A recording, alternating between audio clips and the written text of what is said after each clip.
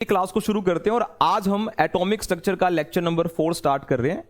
और जो टॉपिक आज हम डिस्कस करेंगे बच्चों वो है how to represent an atom and some topics like isotopes, isobars, isotones, isoelectronic, isosteres and isodiaphers and the related questions.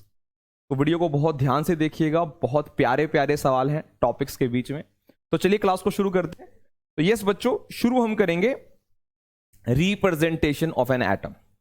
ठीक है, चलिए ध्यान से देखिएगा। तो आप सबने बच्चों 9th क्लास में पढ़ा होगा, 8th क्लास में पढ़ा होगा, 10th क्लास में पढ़ा होगा, फिर आप 11th में आ गए हैं। ध्यान से देखिएगा, ये हमारा एक सिंबल होता है, एक एलिमेंट का यहां सिंबल लिखा जाता है, नीचे उसका एटॉमिक नंबर होता है जिसको Z से रिप्रेजेंट करते हैं, और ऊपर उसका मास नंबर होता है जिसको A से रिप्रेजेंट करते हैं। सिंपल है।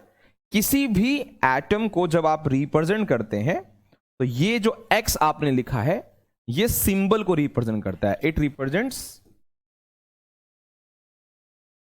Symbol of an element, right. Okay, ये Z क्या होता है? ये Z होता है बच्चों एटॉमिक नंबर। इतना तो यार आप सभी को पता ही होगा। ठीक है, ये जो A होता है A, ये क्या होता है सर? जो A होता है बच्चों वो होता है मास नंबर। A को बोलते हैं मास नंबर। तो सिंपल, किसी भी एलिमेंट के नीचे बॉटम पार्ट में एटॉमिक नंबर लिखा होता है, उसका जो अपर पार्ट होता है बच्चों उस पे मास नंबर लिखा होता है। तो सर ये जो एटॉमिक नंबर होता है सर, ये क्या होता है सर? तो बच्चों एटॉमिक नंबर सिंपल होता है, ध्यान से देखिएगा। जो एटॉमिक नंबर होता है, जो एटॉमिक नंबर होता है वो सिंपली प्रोटॉन्स का काउंट होता है। Number of protons present in an atom. किसी एटम में कितने प्रोटॉन्स हैं उनकी काउंटिंग को बच्चों बोलते हैं एटॉमिक नंबर। तो उम्मीद है आपको ये क्लियर। ठीक है जी। तो एटॉमिक नंबर जो होता है बच्चों वो नंबर ऑफ प्रोटॉन्स होते हैं। ठीक है सर। तो सर ये मास नंबर क्या होता है? ओके, ध्यान से देखिए। जो बच्चों मास नंबर होता है, आप सबको पता है कि एटम का जो मास होता है वो न्यूक्लियस की वजह से होता है, क्योंकि इलेक्ट्रॉन का मास बहुत कम होता है, नेग्लिजिबल होता है। तो किसी भी एटम का मास नंबर न्यूक्लियस में प्रेजेंट प्रोटॉन्स और न्यूट्रॉन्स के नंबर का सम होता है। तो जो मास नंबर होता है बच्चों वो होता है number of protons plus number of neutrons. Protons और न्यूट्रॉन्स का जो काउंट होता है बच्चों, प्रोटॉन्स और न्यूट्रॉन्स का जो काउंट होता है उसे मास नंबर कहा जाता है। और आप सब जानते होंगे कि प्रोटॉन और न्यूट्रॉन को एक साथ, प्रोटॉन और न्यूट्रॉन को एक साथ, क्योंकि ये न्यूक्लियस में रहते हैं, इन दोनों को हम बोलते हैं बच्चों न्यूक्लियॉन्स। यानी किसी न्यूक्लियस में कितने न्यूक्लियॉन्स होते हैं वो उसका मास नंबर होता है। क्लियर है? तो आई होप सबको क्लियर है एटॉमिक नंबर क्या होता है, मास नंबर क्या होता है। प्रोटॉन्स का काउंट पता है बच्चे, निकालना आपको आता होगा। न्यूट्रॉन्स का काउंट भी आपको निकालने आता होगा। चलिए, अगर नहीं आता है तो मैं आपको बता देता हूं। अगर आपको नंबर ऑफ न्यूट्रॉन्स निकालना आ जाए, अगर आपको नंबर ऑफ न्यूट्रॉन्स निकालना आ जाए तो पहले आप एक सिंबल का खेल देख लो। सिंबल का खेल मतलब एटॉमिक नंबर का सिंबल रहेगा बच्चों Z, मास नंबर का सिंबल रहेगा A, और मास नंबर और एटॉमिक नंबर में जो डिफरेंस रहेगा उसे नंबर ऑफ न्यूट्रॉन्स कहेंगे, दिख रहा होगा। अगर इन दोनों को मैं माइनस कर दूं तो मेरे नंबर ऑफ न्यूट्रॉन्स ही बचते हैं, यानी it is nothing but A minus Z। इसको A माइनस Z से रिप्रेजेंट करते हैं। ठीक है, सभी को क्लियर है इतना? सभी को क्लियर? किसी भी एटम को ऐसे रिप्रेजेंट करते हैं, उसके नीचे उसका एटॉमिक नंबर लिखा जाता है, उसके ऊपर उसका मास नंबर लिखा जाता है। एटॉमिक नंबर प्रोटॉन्स का काउंट होता है, mass number protons plus neutrons का काउंट होता है।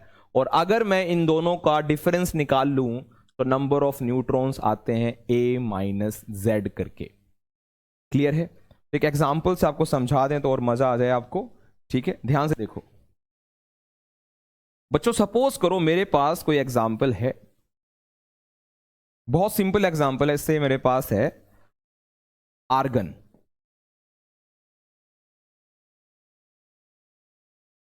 आप जानते हैं आर्गन को रिप्रेजेंट करेंगे, उसका एटॉमिक नंबर 18 और उसका मास नंबर होता है 40। Atomic number 18, mass number 40। अगर मैं आपसे इसका नंबर ऑफ इलेक्ट्रॉन्स मान लूं, इलेक्ट्रॉन्स अगर मैं इसका मांग लूं आपसे, इलेक्ट्रॉन्स बता दो, तो बच्चों इलेक्ट्रॉन्स प्रोटॉन्स के बराबर ही होते हैं, तो इसका जो आंसर आएगा वो आएगा 18। अगर मैं आपसे इसमें नंबर ऑफ न्यूट्रॉन्स मांग लूं, तो नंबर ऑफ न्यूट्रॉन्स होता है बच्चों A-Z, which is A is 40, Z is 18, it is 20।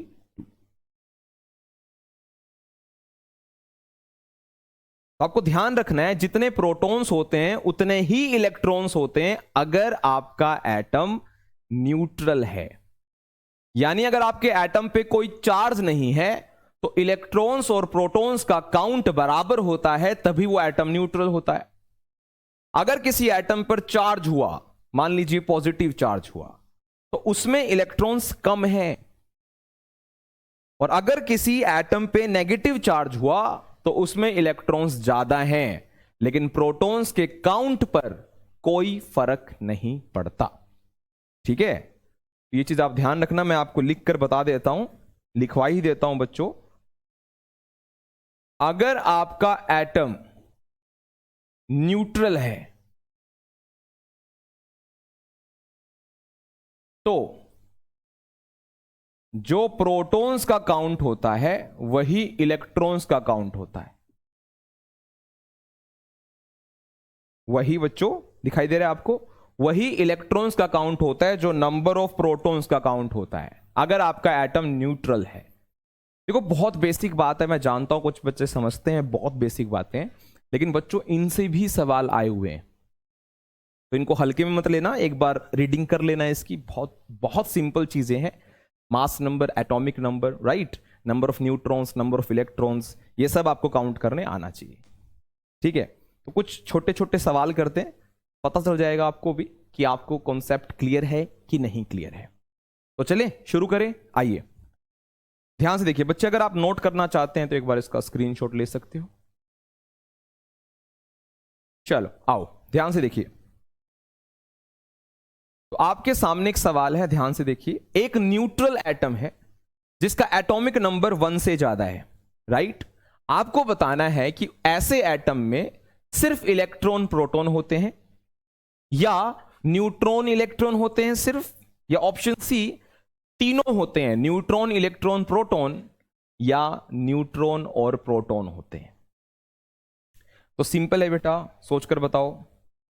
अगर कोई न्यूट्रल एटम है, उसका एटॉमिक नंबर 1 से ज्यादा है, यानी उसके पास प्रोटॉन्स 1 से ज्यादा हैं, समझते हैं, तो उस एटम के पास सिर्फ प्रोटॉन न्यूट्रॉन है क्या, इलेक्ट्रॉन नहीं है क्या? न्यूट्रॉन इलेक्ट्रॉन है, प्रोटॉन नहीं है क्या? इलेक्ट्रॉन प्रोटॉन है, न्यूट्रॉन नहीं है क्या? एंड ऑप्शन डी, तीनों है, न्यूट्रॉन इलेक्ट्रॉन प्रोटॉन। सिंपल है। पहली बात, एटम आपका न्यूट्रल है तो इलेक्ट्रॉन जितने होंगे उतने ही प्रोटॉन होंगे, और एटॉमिक नंबर 1 से ज्यादा है तो न्यूट्रॉन भी होगा। क्लियर है मेरी बात? जैसे हाइड्रोजन होता है, उसका एटॉमिक नंबर भी 1 होता है, मास नंबर भी 1 होता है, उसके पास इलेक्ट्रॉन 1 है, उसके पास प्रोटॉन 1 है, लेकिन उसका न्यूट्रॉन 0 है, 0। लेकिन जिस एटम की बात की जा रही है इसका एटॉमिक नंबर 1 से ज्यादा है, तो इसके पास इलेक्ट्रॉन भी है, प्रोटॉन भी है और न्यूट्रॉन भी है। यूपी सीट में बच्चों ये सवाल आया हुआ है, बहुत बेसिक सा सवाल है, आप देख पा रहे हैं, ध्यान रखिएगा। क्लियर? चलो अगला सवाल पढ़ते हैं। Next question, the correct symbol of the species with number of electron, proton and neutron as 18, 16, 16 respectively. Means ये आपको दे रखा है बच्चों इलेक्ट्रॉन की संख्या, ये दे रखा है आपको प्रोटॉन की संख्या, और ये दे रखा है प्यारे बच्चों न्यूट्रॉन की संख्या। आपसे पूछा है करेक्ट सिंबल कौन सा है, एएमयू में क्वेश्चन आया हुआ है। देख लीजिए, बहुत बेसिक सवाल है। एक ऐसा सिंबल बताइए चारों में जो इस कंडीशन को फॉलो करता हो, जिसके पास 18 इलेक्ट्रॉन्स हो। तो पहले वही चेक कर लो। देखो सर, ऑप्शन ए देखो, ऑप्शन ए के अंदर प्रोटॉन 16 है और ये न्यूट्रल है, तो इलेक्ट्रॉन भी 16 हुए, तो ये ऑप्शन नहीं हो सकता। ऑप्शन बी को देखो, ऑप्शन बी में प्रोटॉन 18 है तो इलेक्ट्रॉन भी 18 होंगे, न्यूट्रल है, लेकिन इसने प्रोटॉन 16 दे रखे हैं, तो ये ऑप्शन भी गलत हो गया। ऑप्शन सी है जिसमें प्रोटॉन 16 है, इलेक्ट्रॉन देखो -2 है, तो इलेक्ट्रॉन 2 ज्यादा हैं, प्रोटॉन से इलेक्ट्रॉन 2 ज्यादा हैं क्योंकि नेगेटिव चार्ज है। 16 to 18 बिल्कुल सही है, इलेक्ट्रॉन 18 ही है, प्रोटॉन 16 है। और अगर मास नंबर और एटॉमिक नंबर का डिफरेंस निकालें तो न्यूट्रॉन भी 16 है, तो ये हमारा ऑप्शन सी हो गया। अगर आप डी को भी चेक करो तो इसने तो प्रोटॉन ही 18 बता दिए, मूर्ख है, प्रोटॉन ही 18 बता दिए, जबकि प्रोटॉन 16 है, तो ये ऑप्शन भी हमारा गलत हो गया। मुझे उम्मीद है हर बच्चे को समझ में आया कि सर ने इलेक्ट्रॉन्स का काउंट 18 कैसे बताया। इलेक्ट्रॉन काउंट 18 ऐसे बताया कि प्रोटॉन 16 है तो इलेक्ट्रॉन भी 16 होंगे अगर एटम न्यूट्रल है, लेकिन इस एटम पर है नेगेटिव चार्ज, तो इलेक्ट्रॉन ज्यादा है।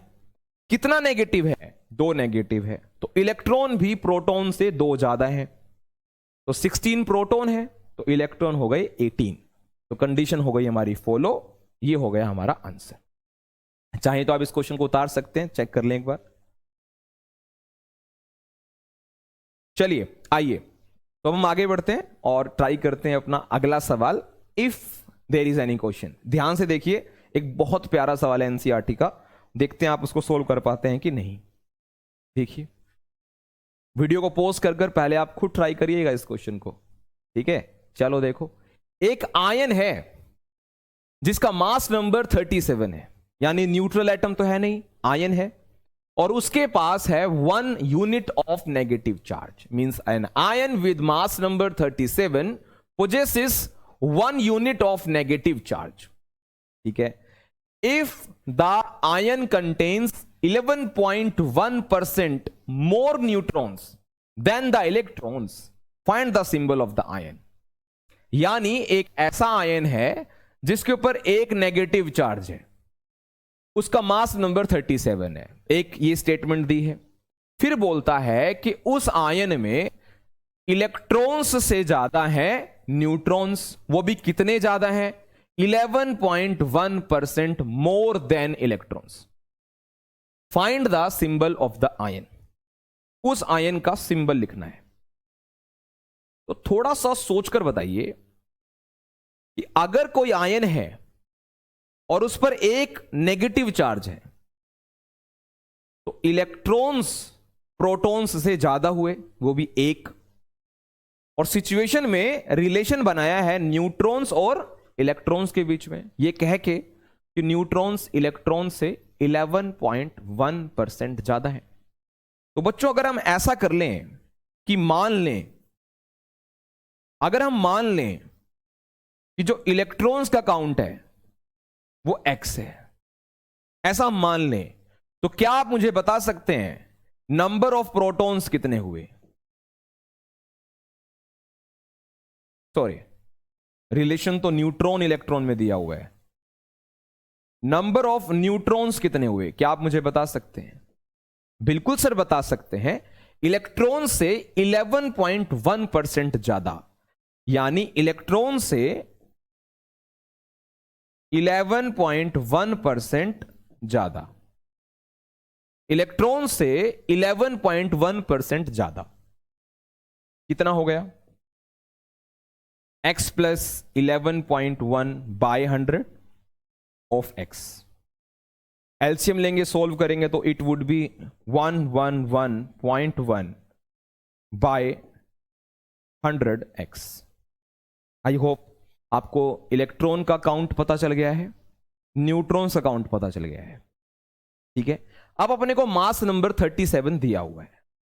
तो आप सबको पता है कि जो मास नंबर होता है उसमें से अगर एटॉमिक नंबर माइनस कर दें तो न्यूट्रॉन आ जाता है। पता है ना आपको? अगर मास नंबर में से एटॉमिक नंबर माइनस कर दें तो न्यूट्रॉन का संख्या आ जाता है ना? आप जानते हो ना ये? आप ये बात जानते हो ना कि जो नंबर ऑफ न्यूट्रॉन्स होते हैं वो a माइनस जेड होते हैं। और क्योंकि न्यूट्रॉन्स की संख्या हमारे पास है और अगर इस वैल्यू को यहां रख दिया जाए, मास नंबर आपको 37 दे ही रखा है, तो एटॉमिक नंबर आ जाएगा। और एटॉमिक नंबर पता लग गया तो हम सिंबल के करीब पहुंच जाएंगे।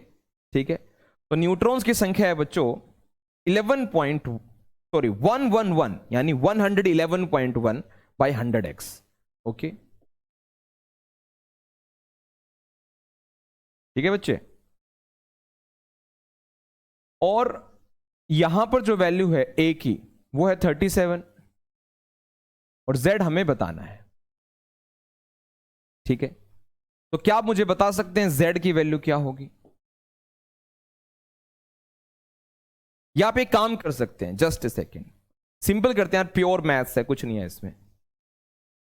अगर सर आपने इलेक्ट्रॉन x मान लिए हैं, अगर सर आपने इलेक्ट्रॉन x मान लिए हैं तो जो प्रोटॉन्स होंगे, जो प्रोटॉन्स होंगे वो इलेक्ट्रॉन से कम होंगे। अगर आपने इलेक्ट्रॉन x मान लिए हैं तो आपके प्रोटॉन इलेक्ट्रॉन से कम होंगे। कितने कम होंगे? एक कम होगा क्योंकि नेगेटिव चार्ज है, x माइनस 1। अगर मैं प्रोटॉन की ये वैल्यू यहां यूज कर लूं z की जगह पे, तो हमारी x की वैल्यू आ जाएगी। x की वैल्यू आने का मतलब इलेक्ट्रॉन भी आ जाएंगे, न्यूट्रॉन भी आ जाएंगे, प्रोटॉन भी आ जाएंगे।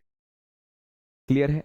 मतलब जो मैंने इलेक्ट्रॉन x माना था, न्यूट्रॉन भी x में ले आया, प्रोटॉन भी x में ले आया। अब यूज कर लो। ठीक है, तो यहां पर बताइए क्या होगा? ऐसा होगा कि x माइनस 1 भी इधर ले आओ, बल्कि सर x ले आओ, तो क्या होगा बताइए? इसके बाद की कहानी बताइए क्या होगी? तो सर यहां है 11.1 बाय 100x, यहां है सर 37 माइनस x प्लस 1। ठीक है ना, x माइनस 1 जेड की जगह पे रखोगे साइन चेंज हो जाएगा क्योंकि पहले माइनस लिखा हुआ है। अगर x को इधर ले आए, x को इधर ले आए तो एलसीएम ले लें तो नीचे आ जाएगा 100, ये हो जाएगा 211.1x और उधर 37 और 1 कितने हो जाएंगे बच्चों? 38। अगर 100 उधर ले जाएं तो 3800 हो जाएगा। x की वैल्यू जो आएगी वो आएगी 3800 डिवाइडेड बाय 211.1। अगर बच्चों इसको हम सोल्व करें, एक क्लोज नंबर से काटें, तो इसका जो आंसर है वो 18 आएगा। क्या आएगा? 18। 18 आने का मतलब समझते हैं कि आपका जो इलेक्ट्रॉन है वो 18 आ गया। और अगर इलेक्ट्रॉन 18 आ गया तो प्रोटॉन कितना आ गया? 17 आ गया। अगर मैं इसको यहां यूज कर लूं तो प्रोटॉन की वैल्यू कितनी आ जाएगी बच्चों? 17। इसको यहां दिखाता हूं मैं। तो प्रोटॉन्स की संख्या कितनी आ जाएगी बच्चों? प्रोटॉन्स है हमारा x माइनस 1, एक्स की वैल्यू आ गई है 18 माइनस 1 और ये आ गया 17। इसका मतलब वो एटम क्लोरीन है। ठीक है, वो एटम क्या है बच्चों? क्लोरीन है। ध्यान से देखें, Cl, और इसका एटॉमिक नंबर है 17, मास नंबर दे रखा है बच्चों 37 और इस पे एक नेगेटिव चार्ज। ठीक है, देख लो एक बार, स्क्रीनशॉट लेना है स्क्रीनशॉट ले सकते हो।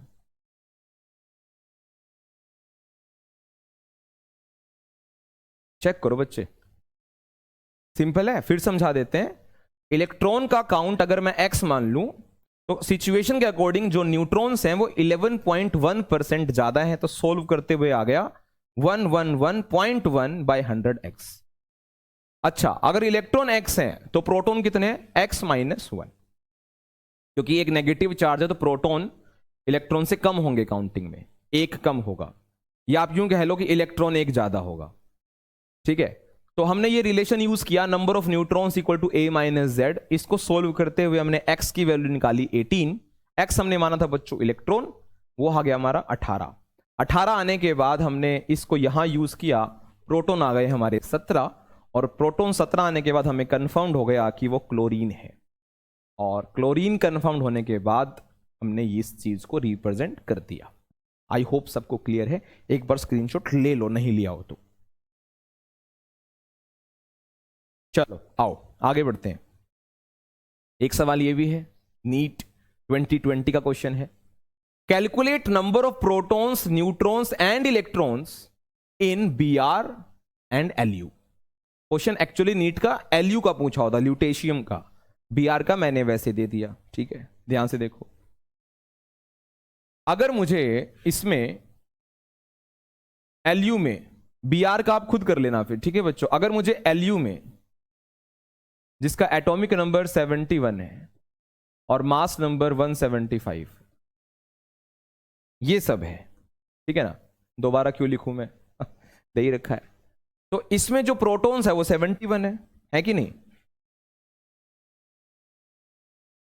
प्रोटॉन्स जो है बच्चों वो 71 है Lu के अंदर। Lu में प्रोटॉन 71 है तो इलेक्ट्रॉन्स भी 71 है, क्योंकि न्यूट्रल है।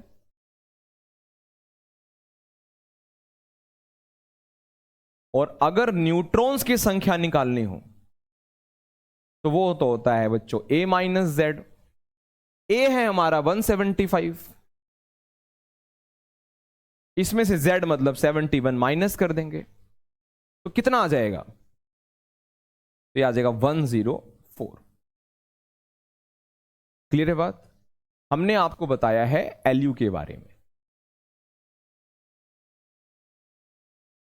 ऐसे ही आप Br को खुद सोल्व कर लेंगे। ठीक है, चलिए, तो representation of an atom complete होता है, उसके कुछ सवाल आपको करवा दिए ताकि आपका कॉन्सेप्ट बिल्कुल क्लियर हो जाए, ऐसे ऐसे सवाल आप लगा सके। अब आगे बढ़ते हैं, going to this topic now, isotopes. अब हम पढ़ेंगे आइसोटोप्स क्या होते हैं, आइसोबार्स क्या होते हैं, आइसोटोन्स क्या होते हैं, आइसो इलेक्ट्रॉनिक्स क्या होते हैं, आइसोस्टेर्स क्या होते हैं, आइसोडायाफर्स क्या होते हैं। ध्यान से देखिएगा। अब ये आइसोटोप्स क्या होते हैं तो आप सबने सुना हुआ है 8th क्लास से, आई थिंक 9th में तो ऑफिशियली पढ़ा ही हुआ है। आइसोटोप्स वो होते हैं जिनका एटॉमिक नंबर सेम होता है लेकिन मास नंबर अलग होता है। क्लियर है मेरी बात? जो एटॉमिक नंबर सेम रखते हैं और मास नंबर डिफरेंट रखते हैं उन्हें आइसोटोप्स बोलते हैं। और ये एटम्स सेम एलिमेंट को ही बिलोंग करते हैं। जिनका एटॉमिक नंबर मैच करता होगा उनका एलिमेंट भी सेम ही होगा ना। यानी अगर हाइड्रोजन नाम का कोई एलिमेंट है तो उसका आइसोटोप भी हाइड्रोजन ही होगा, क्योंकि एटॉमिक नंबर सेम है। ठीक है ना? तो एटॉमिक नंबर सेम हो जाए, आइसोटोप्स लिख रहा हूं बच्चों, atoms of same element, same element के एटम्स होंगे जिनका सेम होगा एटॉमिक नंबर,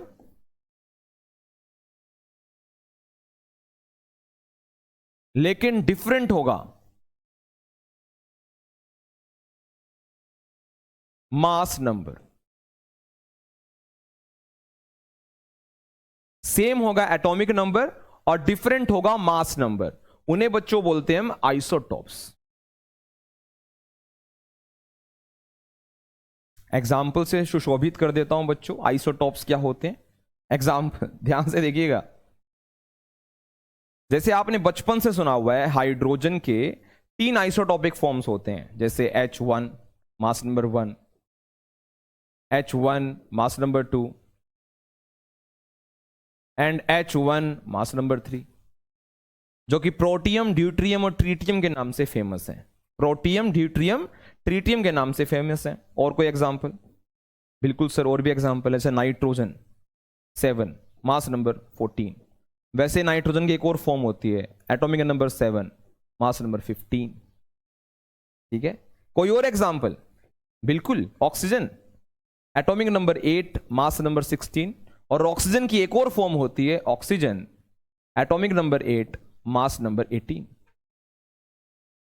ऐसे ही अगर आपको और भी कोई बताना हो तो क्लोरीन भी बहुत बढ़िया एग्जांपल है। Cl atomic number 17 mass number 35।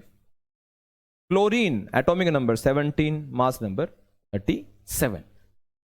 तो आपने फर्स्ट यूनिट में भी एवरेज एटॉमिक मास के क्वेश्चंस किए होंगे, 9th में भी आपने एवरेज एटॉमिक मास के क्वेश्चंस किए हुए हैं। तो वहां पर भी यार आइसोटॉप्स आप सुनते ही हो, ऑब्वियस है। तो क्योंकि एवरेज एटॉमिक मास का जो टॉपिक है वो आइसोटॉप का ही तो क्वेश्चन है।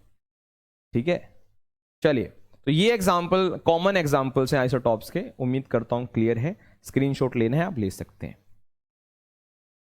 चलिए आइए, तो हम आगे बढ़ते हैं बच्चों, ध्यान से देखिएगा। हम पढ़ते हैं आइसोबार्स क्या होते हैं और आइसोटोन्स क्या होते हैं, फिर आपको मैं एक प्यारा क्वेश्चन करवाता हूं। ठीक है, आइसोबार्स क्या होते हैं, आइसोटोन्स क्या होते हैं। तो बच्चों आइसोबार्स में क्या होता है कि जो एटम्स होते हैं उनका एटॉमिक नंबर डिफरेंट होता है। एटॉमिक नंबर डिफरेंट होता है, यानी वो डिफरेंट एलिमेंट्स के एटम है, उनका एटॉमिक नंबर जो है वो अलग है, लेकिन मास नंबर मैच करता है। तो हम लिख लेते हैं आइसोबार्स क्या होते हैं। आइसोबार्स, ध्यान से देखना बच्चे, आइसोबार्स वो एटम्स होते हैं जो डिफरेंट एलिमेंट्स के हैं। क्योंकि एटॉमिक नंबर अलग है तो आइडेंटिटी अलग है, मतलब एलिमेंट अलग है। तो एटम्स ऑफ डिफरेंट एलिमेंट, ठीक है, जिनका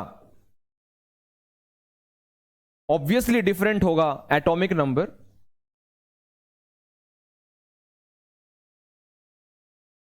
लेकिन सेम होगा मास नंबर। डिफरेंट होगा एटॉमिक नंबर, सेम होगा मास नंबर, उन्हें बोलते हैं आइसोबार्स। ठीक है, उन्हें आइसोबार्स बोलते हैं। बच्चों देखो, ये बहुत नॉर्मल चीज नहीं है कि एटॉमिक नंबर डिफरेंट हो और मास नंबर मैच कर जाए, ये बहुत रेयर होता है। ठीक है, और उनको हम आइसोबार्स बोलते हैं। ठीक है, अब कुछ कॉमन है तो इसका मतलब ये नहीं है कि इनका बिहेवियर भी एक जैसा होगा, क्योंकि जो एटम का केमिकल बिहेवियर होता है वो डिपेंड करता है उसके इलेक्ट्रॉन्स पर, इलेक्ट्रॉन्स के काउंट पर। तो अगर मैं सीधे सीधे बात करूं एटॉमिक नंबर पर, तो जिनका एटॉमिक नंबर सेम होता है उनका केमिकल बिहेवियर एक जैसा होता है।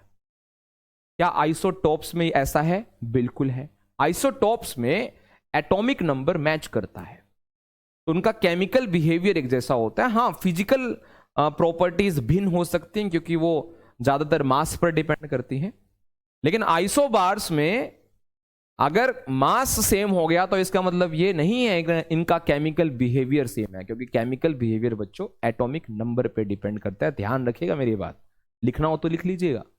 आइसोटॉप्स का केमिकल बिहेवियर सेम होता है, आइसोबार्स का नहीं। चलो एग्जाम्पल बता दो बच्चों, इसके एग्जाम्पल बता दो मुझे आइसोबार्स के। जैसे आपने देखा होगा, बहुत नॉर्मल एग्जाम्पल है आर्गन, उसका एटॉमिक नंबर 18 होता है, मास नंबर 40 होता है। वैसे एक आपने सुना होगा कैल्शियम, जिसका एटॉमिक नंबर 20 होता है और मास नंबर 40 होता है। सुना ही होगा, सुना ही होगा, ऑब्वियस है। ठीक है, कोई और एग्जाम्पल? हाँ, कोबाल्ट निकल भी ले सकते हो। कोबाल्ट और निकल भी यार बहुत अच्छे पेयर हैं। कोबाल्ट का एटॉमिक नंबर 27 होता है, मास राउंड ऑफ करके 59 होता है। निकल का एटॉमिक नंबर 28 होता है, मास राउंड ऑफ करके 59 होता है। तो ये एग्जांपल आइसोबार के हैं। उम्मीद करते हैं आपको क्लियर हुए। क्लियर है बेटा? क्लियर है? आओ तो अब आइसोटोन्स की बात करते हैं, फिर एक प्यारा सवाल करते हैं। आइसोटोन्स क्या होते हैं? तो जिसकी धुन सेम होती है? नहीं, टोन का ये मतलब नहीं है। ध्यान से देखें, आइसोटोन्स वो होते हैं जिनके न्यूट्रॉन्स मैच कर जाएं। अरे whatever the atomic number और whatever the mass number is, it doesn't matter then. Now it doesn't matter, matters only is how many number of neutrons are there present in an atom। तो neutrons निकालने आप सभी को आते हैं, a minus Z. तो जिनका a minus Z same आता है वो आइसोटोन्स होते हैं। तो हम आइसोटोन्स लिख सकते हैं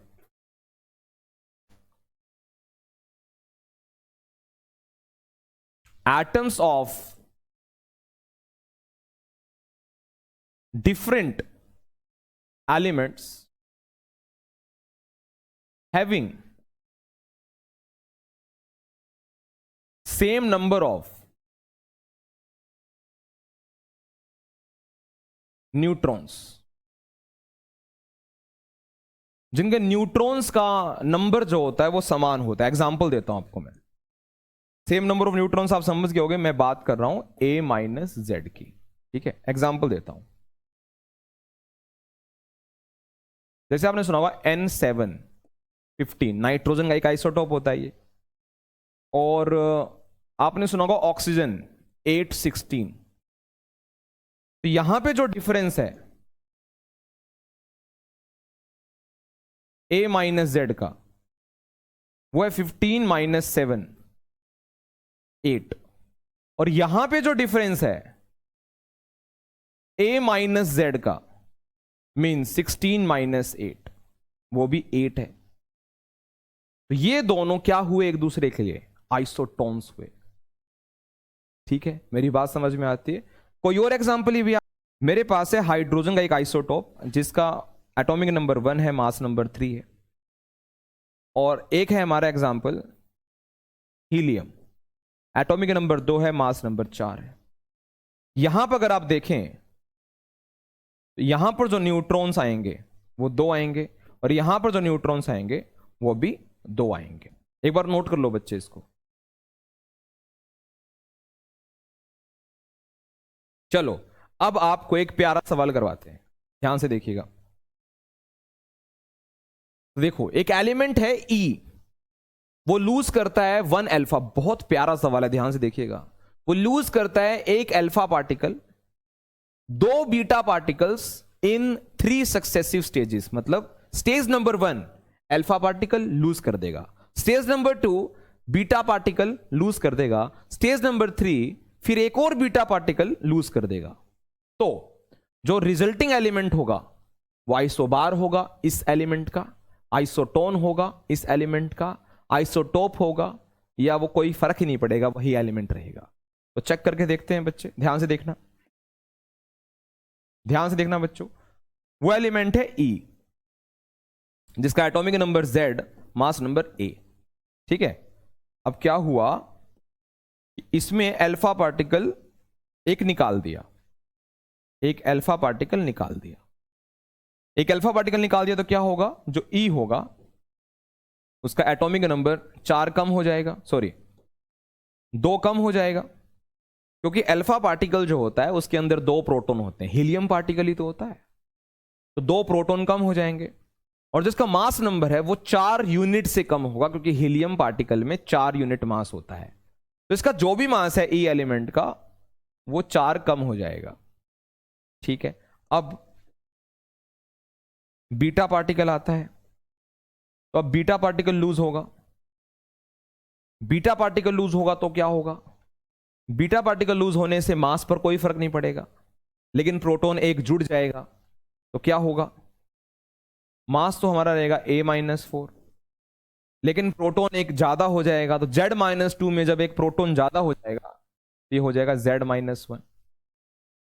अब फिर एक और बीटा, 2 बीटा पार्टिकल गए ना सक्सेसिव स्टेजेस में, तो तीसरी स्टेज में भी बीटा जाएगा, तीसरी स्टेज में बच्चों बीटा जाएगा, बीटा जाएगा तो मास पे अगेन कोई फर्क नहीं पड़ेगा, इट वुड बी A-4, लेकिन जो प्रोटॉन है वो एक और बढ़ जाएगा, तो Z-1 में एक और आ गया तो Z हो जाएगा।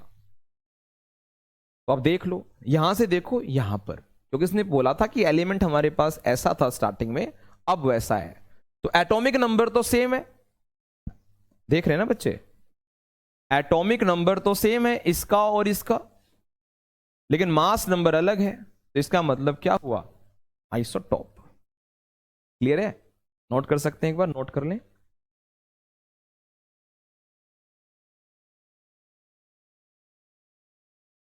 ठीक है, चलो बढ़िया, आगे बढ़ते हैं।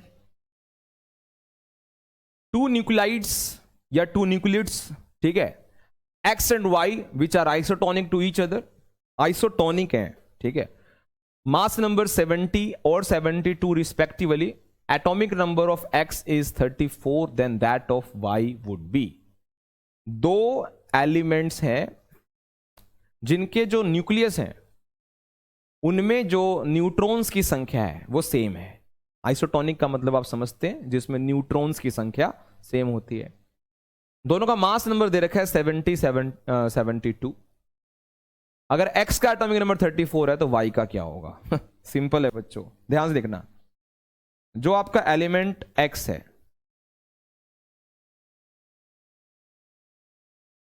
उसमें न्यूट्रॉन्स की संख्या क्या होगी?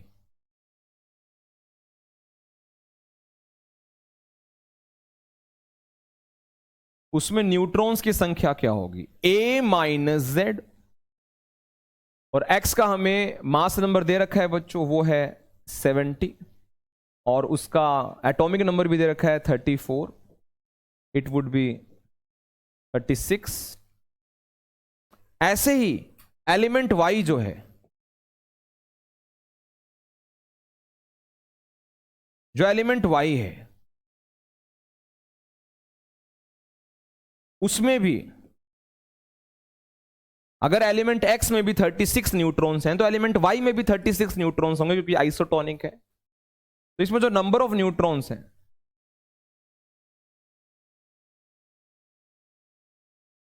वो 36 है, और फॉर्मूला यहां पर भी a माइनस जेड लगेगा। यानी मैं कहना चाह रहा हूं कि इसका भी a माइनस जेड 36 आएगा। तो मास नंबर तो हमारे पास है बच्चों 72,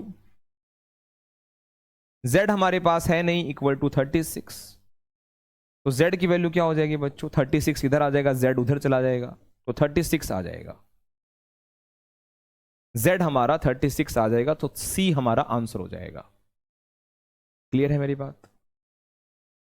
बाकी आप बिना पेन चलाए इसको सोल्व कर सकते थे, क्योंकि a माइनस जेड का डिफरेंस सेम है। न्यूट्रॉन्स सेम होना मतलब a माइनस जेड का डिफरेंस सेम होना। नोट कर सकते हैं एक बार। चलो आओ आगे बढ़ते हैं। अब आता है ये आइसो इलेक्ट्रॉनिक्स क्या होते हैं बच्चों। आइसो इलेक्ट्रॉनिक्स नाम से क्लियर है, वो स्पीसीज, एटम हो, आयन हो, कोई मॉलिक्यूल हो, जिनमें इलेक्ट्रॉन्स की संख्या सेम होती है, उन्हें आइसो इलेक्ट्रॉनिक्स बोलते हैं। एटम हो, आयन हो, मॉलिक्यूल हो, कुछ भी हो, ठीक है। दो स्पीसीज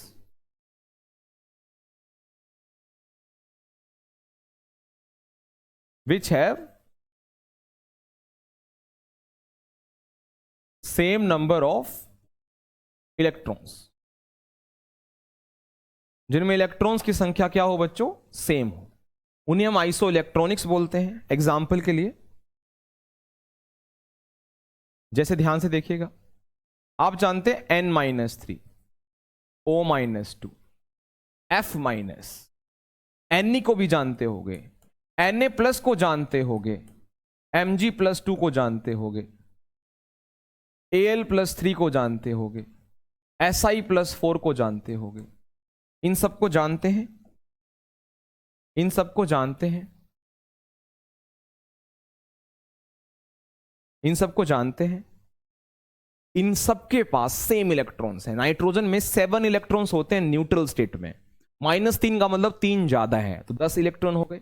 ऐसे सबके पास 10 इलेक्ट्रॉन है। जैसे एल्यूमिनियम 13 प्रोटॉन्स होते हैं, तो 13 ही इलेक्ट्रॉन्स होते हैं न्यूट्रल स्टेट में, लेकिन यहां +3 है, तो 3 इलेक्ट्रॉन कम हो गए, तो इसके पास भी 10 इलेक्ट्रॉन है। तो इन सबके पास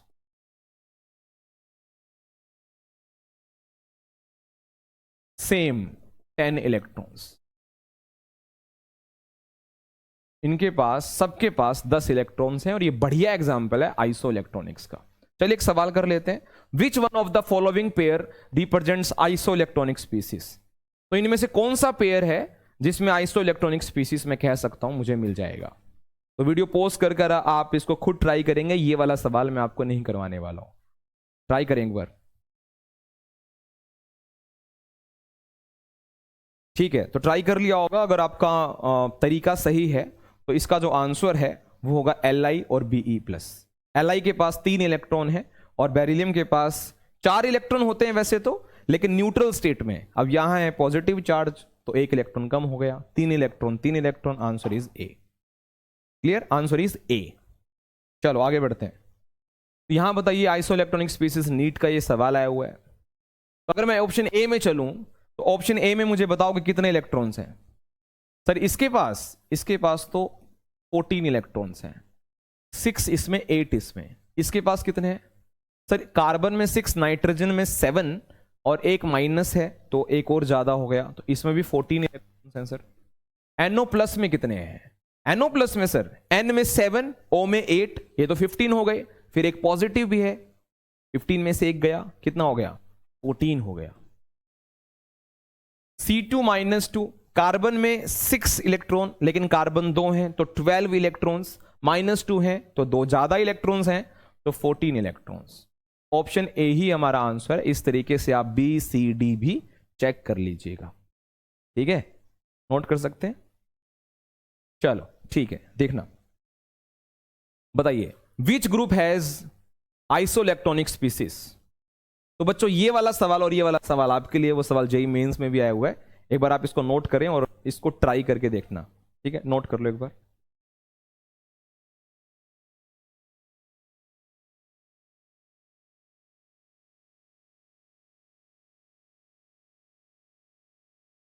चलो ठीक, बढ़िया, ठीक है? इसको ट्राई करना, बहुत सिंपल है यार। यही वाला सवाल देख लो, x-y-2 z-3, ये आइसोटोनिक भी है और आइसो इलेक्ट्रॉनिक भी है। तो आपको increasing order of atomic number बताना है। अगर इलेक्ट्रॉन्स सेम है और न्यूट्रॉन्स भी सेम है, ध्यान से देखना, इलेक्ट्रॉन मेन बात है, इलेक्ट्रॉन सेम है। तो इसके इलेक्ट्रॉन अगर मैं कुछ भी मान लूं, ए मान लूं न्यूट्रल एटम में, तो माइनस मतलब ज्यादा, -2 मतलब 2 ज्यादा, -3 मतलब 3 ज्यादा। तो यार आप प्रोटॉन तक पहुंच सकते हैं।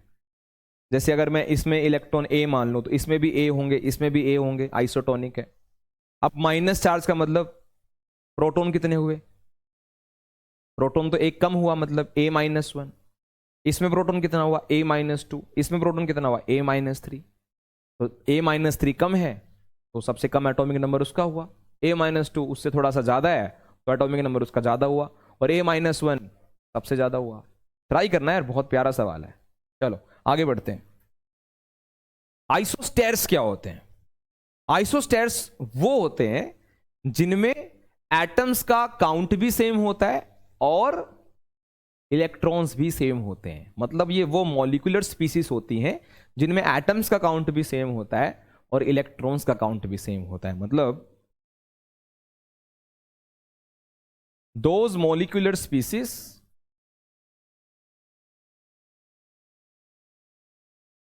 भैया जिनके पास सेम नंबर ऑफ एटम्स होते हैं और सेम नंबर ऑफ इलेक्ट्रॉन्स होते हैं।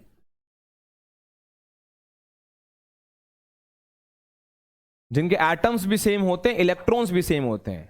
तो इलेक्ट्रॉन सेम हुए इसका मतलब ये आइसो इलेक्ट्रॉनिक्स भी होते हैं। मतलब मैं कह सकता हूं कि सभी के सभी आइसोस्टेर्स आइसो इलेक्ट्रॉनिक्स भी होते हैं, क्योंकि इनमें इलेक्ट्रॉन सेम होते हैं। कुछ एग्जांपल देख लो। देखो इसमें 3 एटम है, इसमें भी 3 एटम है। इसमें इलेक्ट्रॉन्स देखो, पहला एग्जांपल आपको समझाऊं अगर मैं, तो आपको दिख ही रहा होगा कि इन दोनों में 3-3 एटम्स हैं। इसमें जो इलेक्ट्रॉन्स हैं और इसमें जो इलेक्ट्रॉन्स हैं वो सेम है। इसमें कितने हैं? 6। ऑक्सीजन में होते हैं 8, 2 टाइम्स 16 और 6 22। यहां पर चेक करो। एन में 7, 7 2 जा 14, 8 इसमें 22। तो दोनों के पास कितने इलेक्ट्रॉन्स हुए?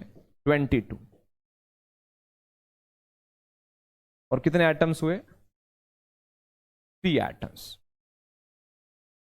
ऐसे आप कोई भी चेक कर सकते, ये वाला चेक कर लो, ये वाला चेक कर लो, इसमें कितने एटम है? 3 एटम है, इसमें भी 3 एटम है। इलेक्ट्रॉन इसमें कितने हुए? हाइड्रोजन में 1, Cl में 17, 17 और 1 18, 18 और 8 26।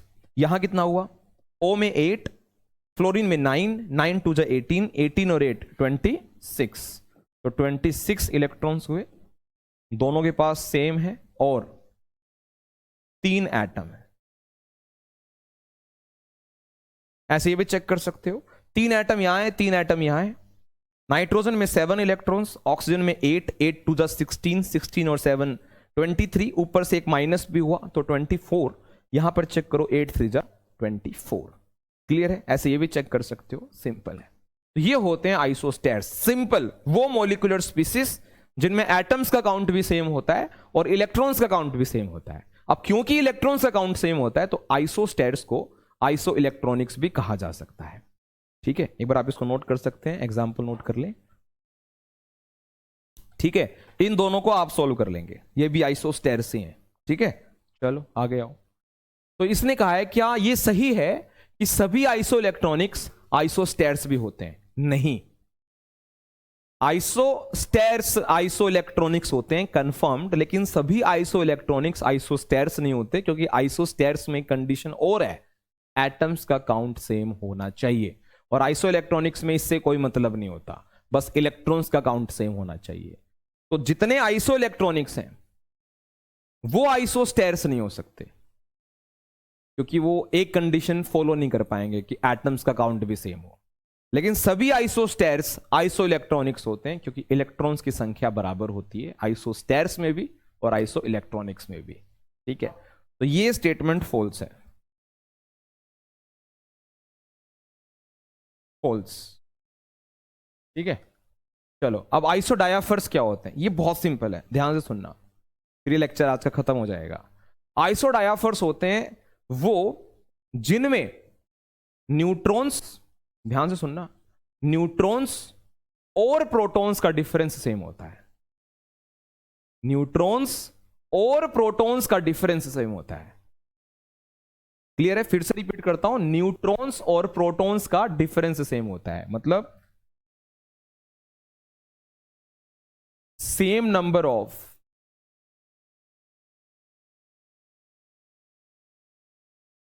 सेम नंबर, मतलब मैं ऐसे कह देता हूं simple, same difference of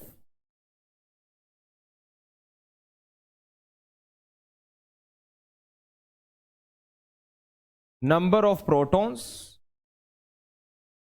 and number of neutrons।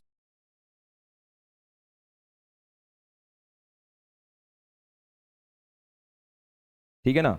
अगर और भी बेटर लिखना हो तो मैं बिटवीन लिख देता हूं यहां। तो प्रोटॉन्स न्यूट्रॉन्स में जो डिफरेंस होता है वो सेम हो। आप सभी जानते हैं प्रोटॉन का सिंबल Z होता है, न्यूट्रॉन होता है A-Z। मतलब जिनका A-2Z, 2Z कैसे आया? न्यूट्रॉन्स होते हैं A-Z, प्रोटॉन होते हैं Z। अगर मैं इनका डिफरेंस निकालूं तो आएगा A-2Z। तो जिनका A-2Z सेम होता है वो आइसो डायाफर्स होते हैं। समझ में आया? A-2Z जिनके प्रोटॉन्स और न्यूट्रॉन्स का डिफरेंस सेम होता है, यानी A-Z यानी A-2Z जिनका सेम होता है, उन्हें आइसो डायाफर्स बोलते हैं। अगेन आई एम रिपीटिंग, वो न्यूक्लिड्स जिनमें प्रोटॉन्स न्यूट्रॉन्स का डिफरेंस सेम होता है, वो न्यूक्लिड्स जिन एटम्स को बिलोंग करते हैं, उन्हें कहते हैं आइसो डायाफर्स। ठीक है, तो जैसे ये एग्जांपल है, इस एग्जांपल को देखो, 15 में से 7 गया, 8 आ गए इसके न्यूट्रॉन्स। क्या आ गए? न्यूट्रॉन्स। 7 है प्रोटॉन, 8 - 7 1। ठीक है, यहां आओ, 31 - 15 16 हो गए इसके न्यूट्रॉन्स, प्रोटॉन्स हैं 15, 16 - 15 1। यह सिंपल A-2Z निकाल लो। तो इन सब का A-2Z सेम है, चाहे इसका चेक कर लो, इसका चेक कर लो, इसका चेक कर लो। तो न्यूट्रॉन्स निकाल लो, फिर प्रोटॉन में से माइनस कर लो। अगर वो सेम आ रहा है दूसरे की तरह तो आइसो डायाफर्स हैं आपस में, नहीं तो नहीं। नहीं तो मैथमेटिकली सीधे याद कर लो, A-2Z, A-2Z इसका, A-2Z इसका सेम आना चाहिए। a माइनस टू जेड इन सब का सेम आना चाहिए, a माइनस टू जेड इन दोनों का सेम आना चाहिए, a माइनस टू जेड इन दोनों का सेम आना चाहिए। बात क्लियर है? बस फिर तो आज का लेक्चर समाप्त होता है। ध्यान से देखिएगा इस वीडियो को। बेसिक लेक्चर था लेकिन इंफॉर्मेटिव जो है वो बहुत ज़्यादा है, क्योंकि इसमें सवाल बहुत छोटे छोटे बेसिक सवाल हैं। बच्चे अक्सर जो हैं इस टॉपिक पर ज़्यादा सीरियस नहीं होते हैं और क्वेश्चंस ऐसा नहीं है यहाँ से आए नहीं है, तो चैप्टर का एक बढ़िया बेस यहाँ से तैयार होता है। तो उम्मीद करते हैं आप बढ़िया तरह से इस चैप्टर को तैयार करेंगे। मिलते हैं आपसे फिर अगले लेक्चर में। Thank you.